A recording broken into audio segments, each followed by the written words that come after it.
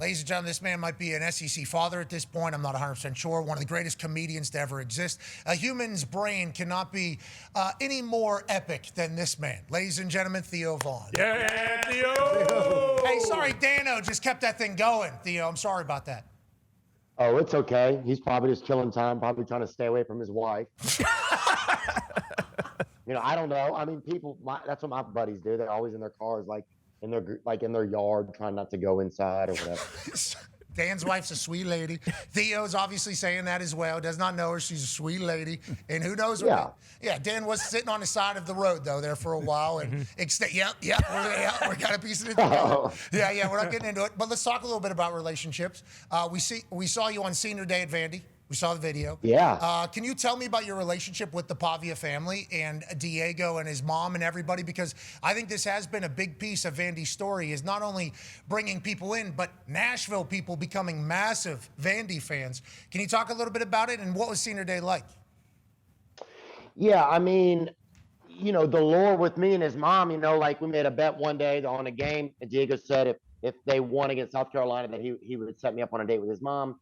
And then and they won. And so I was, kind of getting fired up or whatever, or at least I was taking care of myself better a little bit. And then he said, then he added to the date, he's like, but only if I get to go on a date with Tate McRae. And so we never could make that happen. So the date never really panned out. The date never made it, right? Yeah. You couldn't hold up the end of the bargain. Yeah, got it, yeah. Yeah, I couldn't get him a date with Tate McRae. She wouldn't answer my DMs. I don't blame her. But anyway, but I've just become friends with the family, man. And he asked me last week, he's like, hey, will you walk out there with me on senior day? Which was pretty cool. The guy's just I don't know. He's an underdog. He's an underlion, actually. I don't know if they have underlions, but that's what that dude is, man. He's the ultimate under animal. And the whole group there, they got a whole group of guys, the light is on in them. It's just been an uplifting group, and I just started becoming friends with Diego during the summer, and then some of his roommates, and now I just love being over there. It adds so much joy to my life. So yeah, Snoop Dogg became Snoop Lion, so I think you can say underdog to underlion as well. I think that's a good play by you. That's that big brain that you're using for Diego. Obviously, in Heisman chatter, we all hope, it's under there, we all hope that Diego gets an opportunity to go represent Vandy in New York City. I think he has certainly earned it. Let's talk about you and SEC football getting a chance to be around. Obviously, you're normally touring, I think, during this time. This year, you've gotten a chance to go experience the entirety of this college ball season. What are your thoughts? And I know you and Lane have gotten very tight as well. He's in the middle of maybe one of the biggest stories in the last 10 years of college ball, because there's a lot of new rules that are about to be made because of Lane. Yeah. Well, Lane is causing problems, and that's what he does. That's part of he likes to he likes to bring his own bumblebees wherever he goes. He's just that kind of guy. He likes to have an effect on things. On the field and off, he's just an entertaining guy, man. I think he's probably one of the most entertaining and unique characters that's kind of existed in college football. I mean, he's on Twitter. He's putting out little clues, and it's just this scavenger hunt for his imagination or whatever. You don't even know what you're doing after a while. You get on these rabbit holes, and then you're looking at geolocations of where he was raised and stuff online. It's it gets pretty out there. So but going there was awesome. I hadn't gotten to go to a lot of these SEC places to see games. So I got to go to Ole Miss and the Grove. I mean, it stood up as one of the best parties. Lane gave me his hotel room in the team hotel or whatever for the night. And so they even had a charcuterie in there, a couple night sausages or whatever. And so I got to have those, a couple juice boxes, which I thought was kind of crazy that somebody would have that's an adult coach or whatever. Yeah, Lane. Who doesn't love a couple juice boxes or whatever before bed? So that was just that experience was pretty unbelievable. But yeah, we've been to Alabama, gotten to see a game there, and that's more it feels like a pro environment there.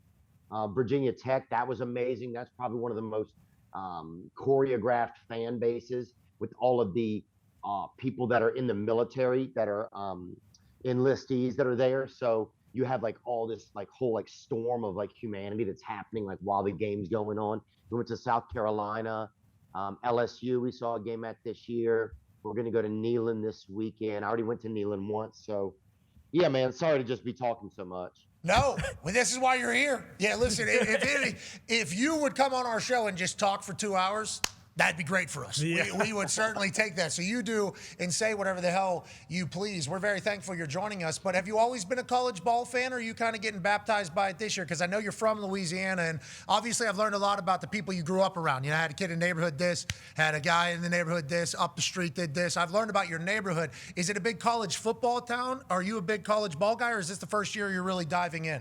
And it's okay for either of those answers, by the way. I'm very new to the college ball world, and it is epic. I'm a huge fan. Yeah, I think I've always been an LSU fan, and then I moved to Tennessee, so that, has been kind of a new experience. But this year, I think I've had the most free time to get involved, and having a team like locally here that was starting to be a fun place to watch football, I think helped to really start to change it for me. I think about think about the SEC, right? Probably the most notorious conference in college football, at least probably in the past 25 years. And Vanderbilt has been at the bottom. When you think about the fact that they've been in that conference and just been, laughed at, bro. Laughed at. Coach Saban was on our show. Coach Saban doesn't talk shit about anybody. Coach Saban's on our show and is like, everywhere is difficult to play in the SEC, all right? Except for Vanderbilt. That was literally what he said. That's how Vanderbilt was kind of viewed. It was like, Jay Cutler went there, but this team stinks. And then NIL transfer portal, Clark Lee comes in there, and that place is like really bringing Nashville to life. I wouldn't say that, but bringing Nashville to a college football town, right? Wouldn't you say? Yeah, I mean, it's lightly popping, I would say. I mean, like some places they'll have like the kiss cam at like halftime or whatever.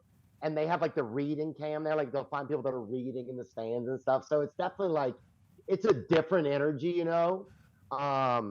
So, it's baby steps, I think it's been interesting to watch a fan base, and this is just an outsider's perspective, but to watch a fan base, like, they don't know what to do, like when their team is doing it. You know what I'm saying? There's not a lot of cheers and chants built in. So you'll see at certain points of the season, they started teaching the fan base, like different cheers and stuff. It's been pretty fascinating. Yeah, it certainly is. And college football fans are our best fans. I think we're the ones, they're the ones that we would put up against the hooligans in Europe whenever you're talking about best fans in the world for something. Super, super passionate group of fans in college football, especially in the SEC. Now, we only have a couple minutes left because Dan Orlovsky just ate it all up. But talking about passion, there's a lot of shit going around with your home state and also Lane. Yeah, Theo, given your connection and your ties to Louisiana, and I believe you went to school at LSU for a little bit, they kind of have put all their eggs into, hey, we need to go hire Lane Kiffin. That is kind of the only option that we have.